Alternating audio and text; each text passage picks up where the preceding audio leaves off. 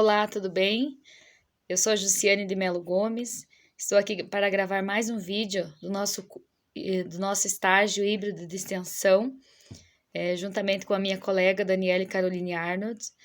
Nós somos alunas da Uninter, do Polo de Barracão, Paraná, e nós cursamos licenciatura em Geografia. E a gente está realizando esses vídeos do nosso estágio híbrido de extensão de diferentes contextos, com o tema globalização e o excesso de lixo gerado. E hoje eu vou estar falando um pouquinho sobre impactos, riscos, vulnerabilidade e resiliência socioambientais. Então a gente vai estar falando um pouquinho sobre isso hoje. A dinâmica acelerada das paisagens estáveis incita a discussão acerca dos impactos socioambientais que o mundo experimenta há décadas. Diversas são as variáveis que avaliam esse cenário. Entre elas, destacamos a pretensiosa análise sobre a óptica do pensamento crítico das concepções de riscos e vulnerabilidades sociais e ambientais. Então, a gente vai estar vendo sobre as teorias que fundamentam estudos socioambientais e metodologias que servem de exemplos como principalmente o sistema ambiental urbano, expostas às tais relações também, apresentando medidas que podem culminar no despertar da consciência popular sobre a temática ambiental, exemplificando também a política e as condições de vida das populações no globo. Nesse aspecto, a gente está procurando esclarecer o conceito de resiliência e a capacidade dos seres humanos e dos ambientes e de se recuperarem. Então, os impactos ambientais podem ser compreendidos como qualquer alteração das propriedades físicas, química, biológica do meio ambiente, causada por qualquer forma de matéria ou energia resultante das atividades humanas, que afetam diariamente ou indiretamente a saúde, a segurança, o bem-estar da população, as atividades socioeconômicas e o meio biótico e abiótico, as condições estéticas e sanitárias ambientais e a qualidade dos recursos ambientais. Brasil, 1986. Então, impactos ambientais dizem respeito diretamente ao processo de transformação e degradação do meio ambiente causada pelas atividades humanas. Esses ambientes degradados passaram a construir motivos de preocupação, de forma mais explícita, há algumas décadas, quando a queda da qualidade de vida no meio urbano tornou-se mais evidente, culminando na crise ambiental urbana. Mercer, 2016. As transformações impostas pela sociedade e a natureza são, na maioria dos casos, muito difíceis ou mesmo impossíveis de serem recuperadas.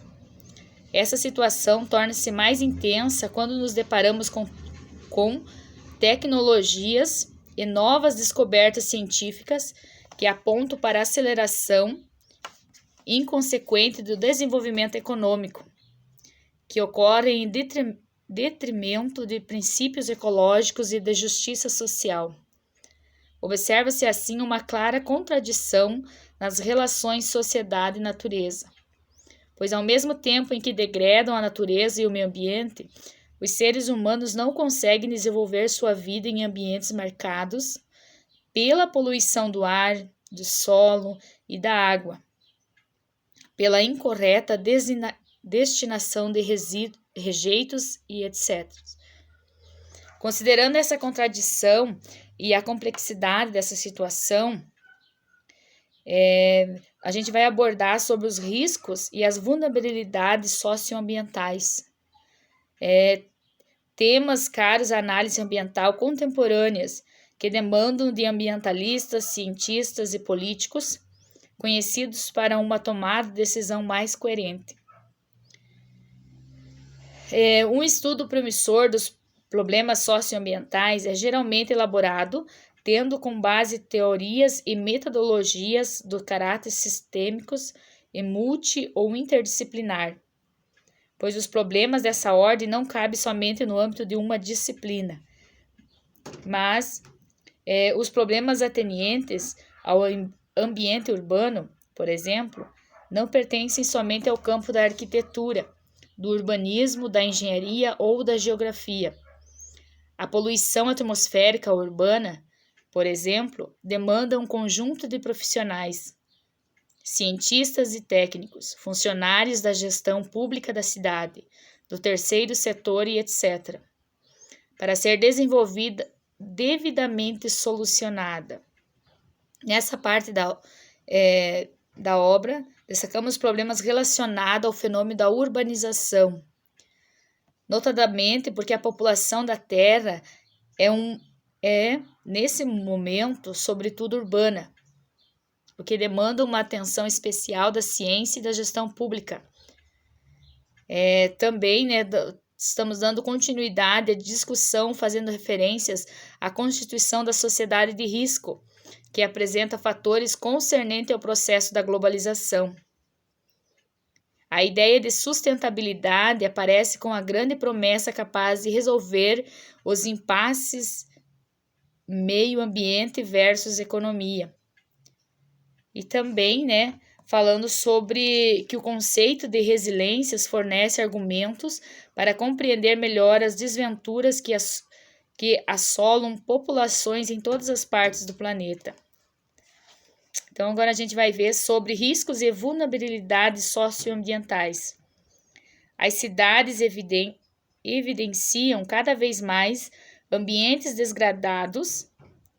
degradados e problemas graves do fundo social, ou seja, violência, alto índice de criminalidade, homicídio, pobreza, desemprego, e do fundo socio-natural, poluição hídrica, poluição do ar, poluição dos solos, perda ou degradação da vegetação e etc. Nesse cenário, as demandas psicossociais rogam por gestores dispostos a resolver essas questões, Os cenários de degradação da natureza não são especialidades do século XX e XXI, mas sim problemáticas marcantes de todos os momentos históricos em que as sociedades humanas exploraram a natureza para além de suas condições de autorregeneração. Durante e após o processo de Revolução Industrial, a degradação da natureza se efetivou de maneira cada vez mais intensa.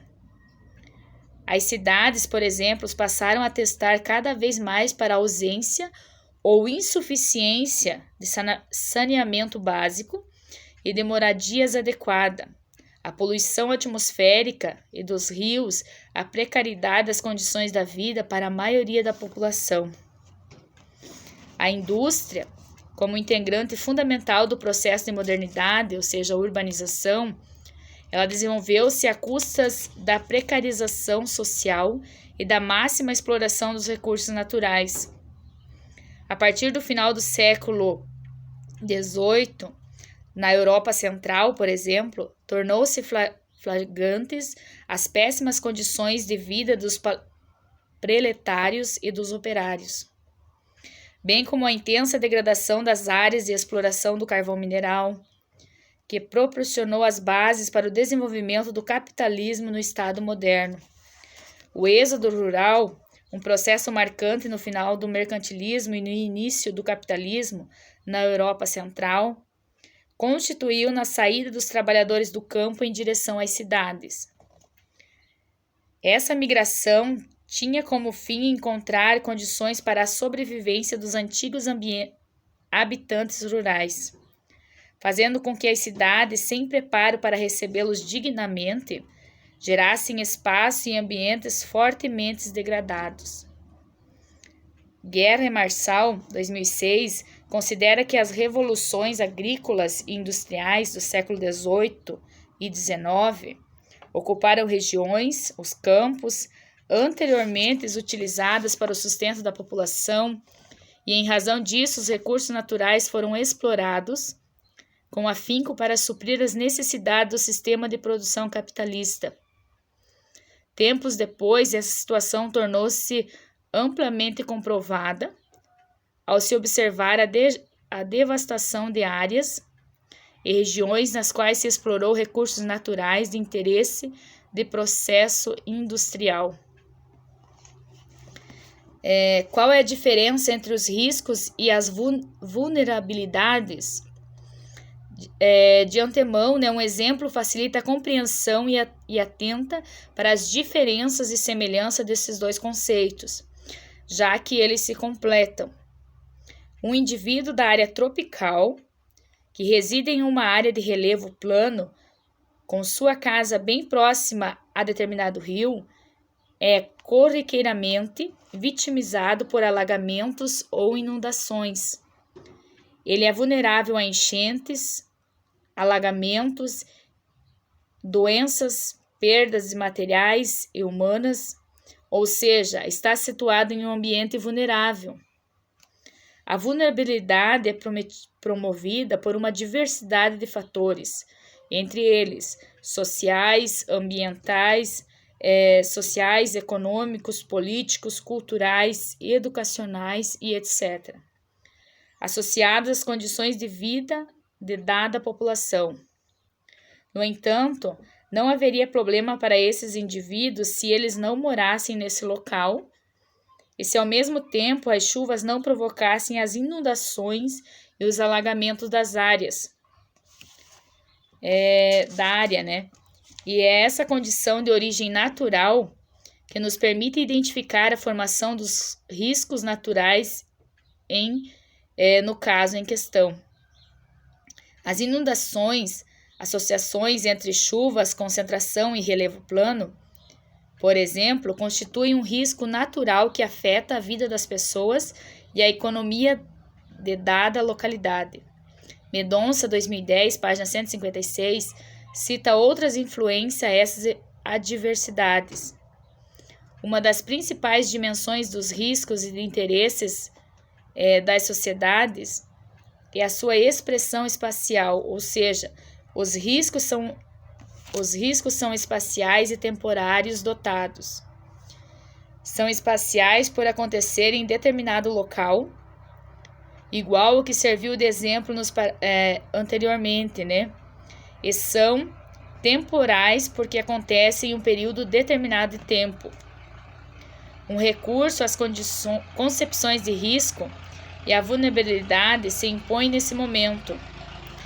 Primeiramente, precisa ter ciência de que o termo risco surge com o próprio processo de constituição das sociedades contemporâneas, a partir do final do Renascimento e início das revoluções científicas, quando ocorreu intensa transformações sociais e cultural associadas ao forte impulso da ciência e das técnicas, as grandes navegações e a ampliação e fortalecimento do poder político e econômico de uma nascente burguesia. Freitas Gomes, 1996, página 486.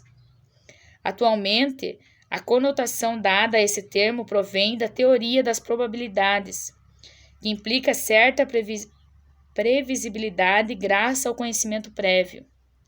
Embora esse conceito seja associado ao potencial de perdas e danos e de magnitude das consequências, até o período anterior à Revolução Industrial, o que dominava era a sua compreensão como manifestações dos deuses. Freitas Gomes, 1996, página 487. Então, tais riscos, atualmente concebidos como os naturais, figuram no sentido de castigo divino ou sobrenaturais e somente foram desmistificados na modernidade. Freitas e Gomes, 1996, página 488, apresentam um discurso preferido por Rousseau em 1756, acerca de um terremoto em Lisboa, que diz o seguinte: a maior parte de nossos males físicos são obras de nós mesmos.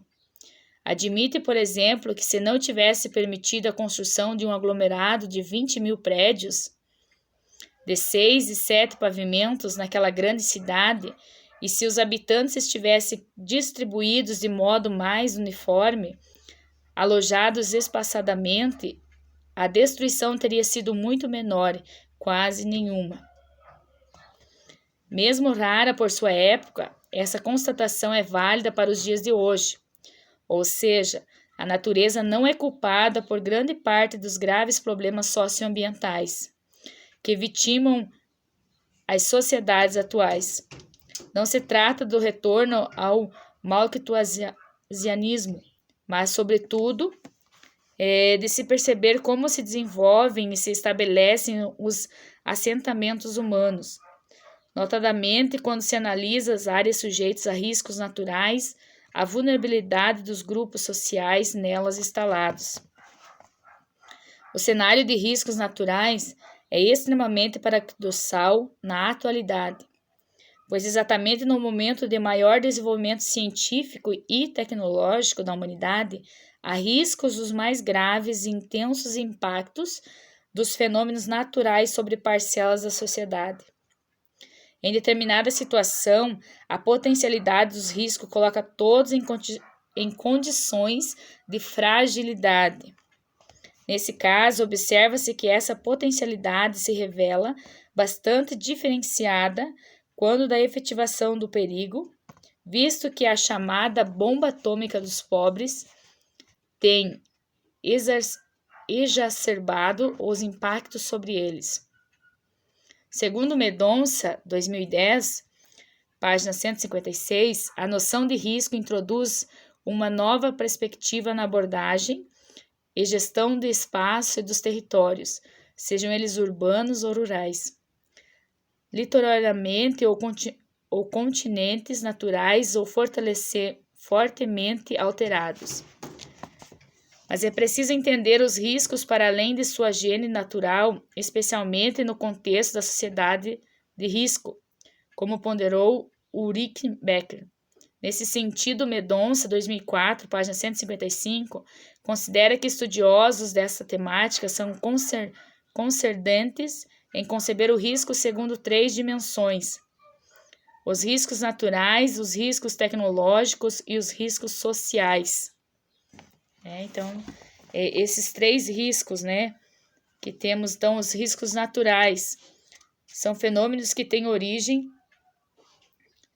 na própria dinâmica da natureza, por exemplo, terremotos, inundações, furacões, incêndios florestais e etc. A gênese desse fenômeno está fortemente atrelada à própria natureza do lugar, embora eles possam ser intensificados pelo homem. Riscos tecnológicos.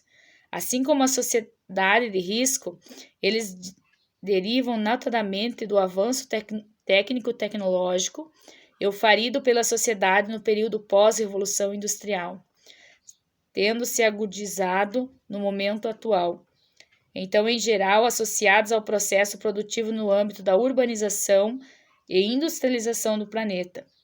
Por exemplo, o armazenamento, a produção e transporte de produtos perigosos, redes de transmissão elétrica, usinas nucleares, usinas de aquecimento eletrodomésticos, usinas no uso de produtos químicos na agricultura, transporte de pessoas e etc. Esses são os riscos tecnológicos, E nós temos também os riscos sociais. Tem origem no processo de segregação da sociedade, especialmente quando se trata da diferença de classe e de questão racial, na medida em que parte importante da sociedade está distante dos resultados benéficos da produção capitalista moderna. Essa exclusão é percebida principalmente nas periferias sociológicas, geralmente também geográficas, dos grandes centros urbanos de países como o Brasil, em razão do empobrecimento da população associado à especulação imobiliária. Nesse contexto de disputas, estas populações mais carentes, a única possibilidade é assentamento em locais fragilizados, sem segurança para habitação ou condição mínima para uma vida digna, uma prova de injustiça social. Para essas pessoas que formam um expressivo contingente da população, não resta alternativa senão a ocupação de áreas frágeis e em condições de risco.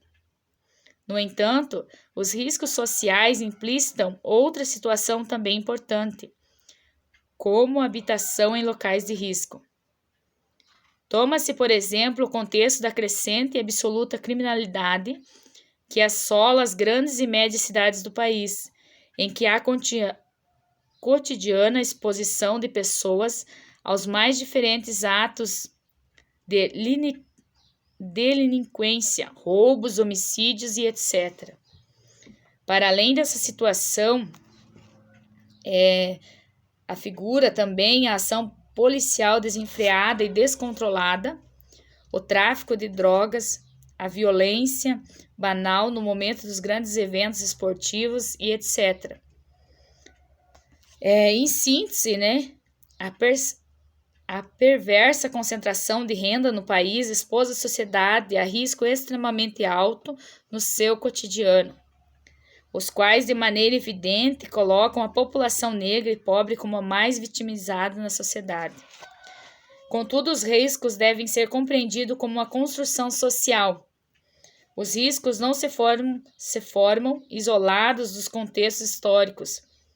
Eles são frutos das condições reinantes em dado momento e em dado lugar.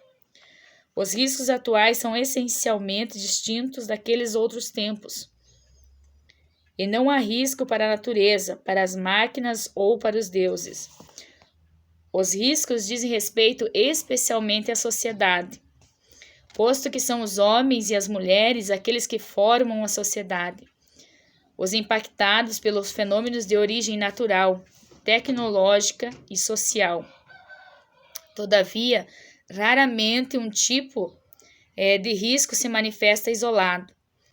Há sempre uma associação entre sua origem e as condições dadas de dado contexto histórico, social, econômico, cultural e tecnológico. Assim, podemos afirmar que os riscos são, em sua existência, sempre híbridos.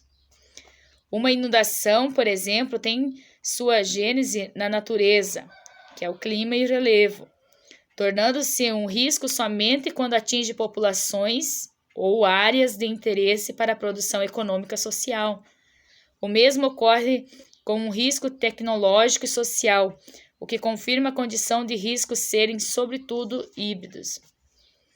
O termo vulnerabilidade foi amplamente empregado dentro do movimento dos direitos humanos na década de 1980 e servia para caracterizar melhor os indivíduos em condição favorável e suscetíveis ao vírus HIV e à AIDS. Tal imunenciação foi difundida nas ciências da saúde e, por ser algo de ordem pública, acabou impactando e gerando consequências para a sociedade. O termo foi absorvido até pelas ciências humanas. A vulnerabilidade envolve um conjunto de fatores que podem diminuir ou aumentar os riscos, no qual o ser humano, individualmente ou em grupo, está exposto nas diversas situações da vida. Estevão, 2011, página 69. Assim, verifica-se que os riscos têm seus impactos acentuados quando acometem determinadas populações, ou seja, os impactos dos riscos se distribuem de forma diferenciada sobre a sociedade. Essa diferenciação constitui-se numa consequência direta dos distintos impactos econômicos, educacionais, tecnológicos, culturais, políticos e etc. da sociedade. A identificação dessas diferenças coloca-se como uma premissa fundamental, ou seja, a identificação da vulnerabilidade de dados, dos riscos, constituindo-se em uma das primeiras instâncias da análise e previsão de risco na atualidade. Nas áreas urbanas, por exemplo, a vulnerabilidade aos riscos expõe sempre situações muito evidentes. Magalhães 1994 trata da cronologia dos processos de alteração da paisagem nas áreas urbanas em 3 fases. Então, na primeira fase, nós temos a transformação do pré-urbano para o urbano inicial, marcada pela remoção de vegetação e construções das primeiras casas, o que aumenta a vazão dos rios, sua sedimentação e etc. Vieira Cunha, 2005. A construção de mais casas e edifícios e a impermeabilidade dos solos pelos calçamentos, diminuições, a infiltração da água e o seu escoamento superficial, a insuficiente redes de tratamento de esgoto, a poluição das águas e etc. E o terceiro, o urbano avançado com a instalação de indústrias, a construção de grandes edifícios residenciais e comerciais e a completa impermeabilidade dos solos, enchentes, formação de ilhas de calor, chuvas ácidas e etc.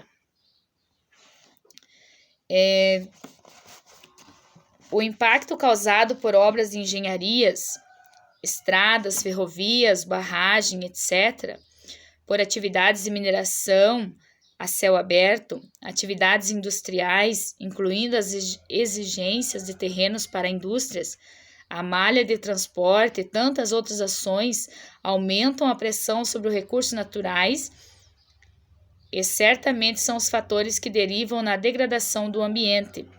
Nas áreas urbanas, eles se apresentam de forma concentrada e são fortemente impactantes. Dias, 2017, página 2. As cidades, em virtude das intensas mudanças promovidas pela urbanização moderna, são locais onde os impactos da degradação ambiental geram maior prejuízo, tanto econômico quanto social. Contudo, as cidades também promovem alterações, como, por exemplo, no clima. Elas alteram o balanço da energia que se reflete na temperatura do ar e na umidade relativa, ocasionando o surgimento de ilhas de calor, frescor e, consequentemente, conforto e desconforto térmico. Mendonça, 2001. A intensidade de alterações dos ambientes e o impacto associados têm sido alertados por estudiosos dos problemas ambientais há tempo. Eles se amparam no quadro legal da gestão de ambiente, revisam e cobram do Estado a sua aplicação, e por garantia dinâmica dos ecossistemas e da sociedade humana. Dias, 2017. É importante ressaltar que a escala de análise dos estudos implicará diretamente o resultado final objetivado.